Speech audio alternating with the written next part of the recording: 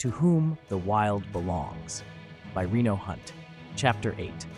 The morning broke with the familiar chirping of birds that had spread a smile across Alan's face on previous mornings. He would awaken and draw in a deep lungful of pine needles, flowers, and the clean, high mountain air so fragrant you could almost taste it. Although his lips would be stuck to his dry teeth, and his tongue would have to be peeled from the roof of his mouth, this first breath of morning air would at least soothe his empty stomach and give him enough of a boost to attack the day. On this morning, Alan awoke with his head spinning and his mouth watering with moisture as his stomach churned and rolled. He had to scramble to keep from puking in his bed.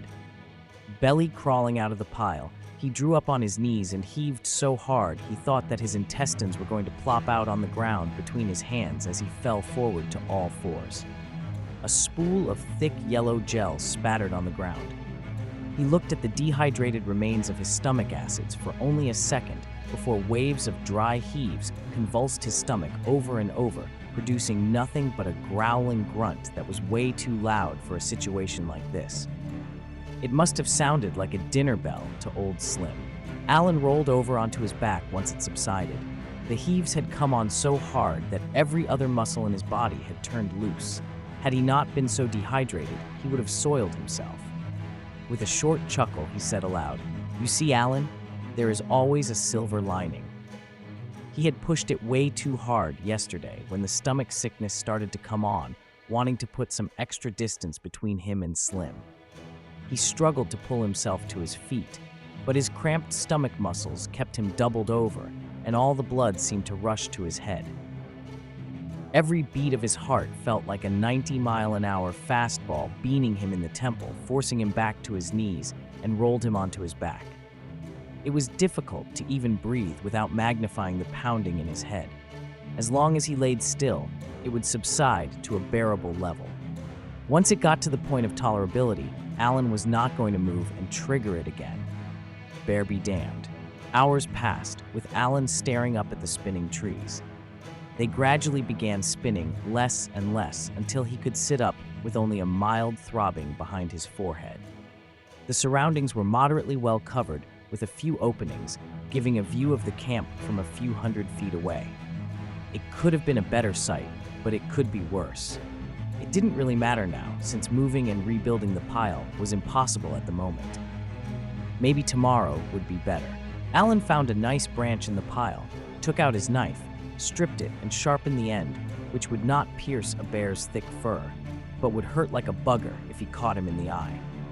A fire would be better, however. Gathering wood in this condition was not an option. Whatever this was, be it beaver fever or the flu, or just pure dehydration, had to loosen its grip on his muscles at least a little before moving made any sense. A survival instructor told him about a certain conifer that had a layer of white carbohydrates just under the bark on top of the tree's woody core. Which tree and the repercussions of choosing the wrong one were completely unknown. A stick cracked up the hill from where he had come, and Alan listened intently to catch another whiff of the sound.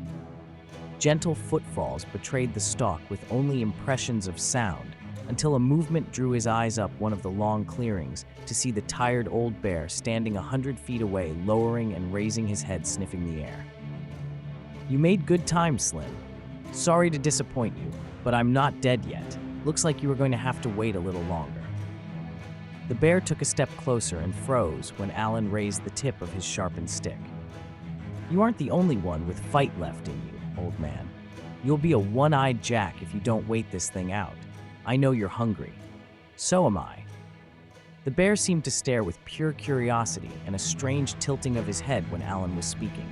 It made him wonder if the old bear understood what he was saying, even if he didn't understand the individual words. "You have any water out of that stream? Jesus, that stuff tore me up. Rookie mistake, I guess." Alan thought back to when he first saw the bear and the flies relentlessly swarming his face and watery eyes a week ago. Was it a week ago or 2 weeks ago? His mind was struggling to piece together fragments of memory that were becoming increasingly disjointed.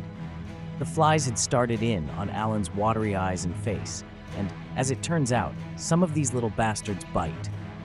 Slim assessed this situation for a few more minutes and must have decided it wasn't time yet.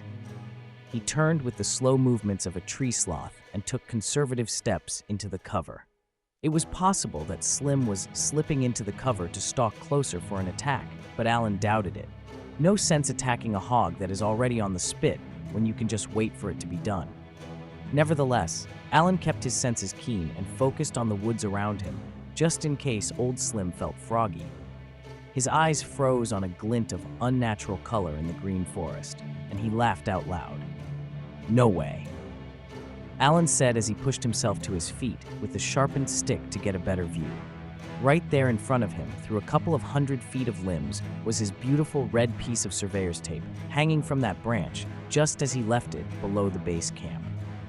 A tear of joy ran down Alan's cheek, and he fought against collapsing in a joyous sob.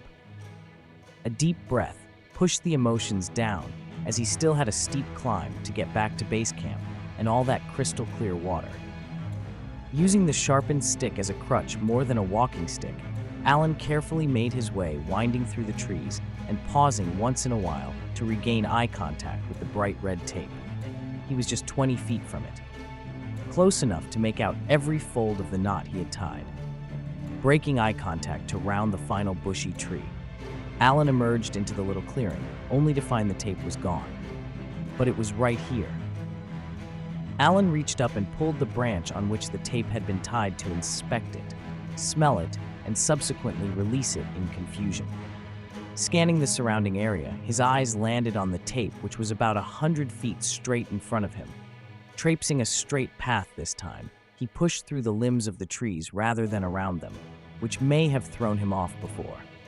Once again, he emerged in the small clearing to find the limb naked and bare.